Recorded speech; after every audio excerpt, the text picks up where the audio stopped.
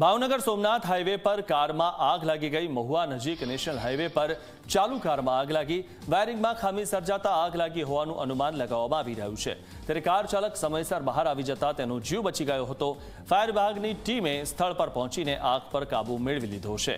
ત્યારે જીવ બચી જતા કાર ચાલકે રાહતનો શ્વાસ લીધો છે અને આજે આગ લાગી તેનું કારણ વાયરિંગમાં ખામી હોવાનું સામે આવ્યું છે। ત્યારે અચાનક જ કારમાં આગ લાગી ગઈ હતી અને ટ્રાફિક જામ પણ થઈ ગયો હતો। ત્યારે કાર ચાલક સમયસર બહાર આવી જતા તેનો જીવ બચી ગયો હતો।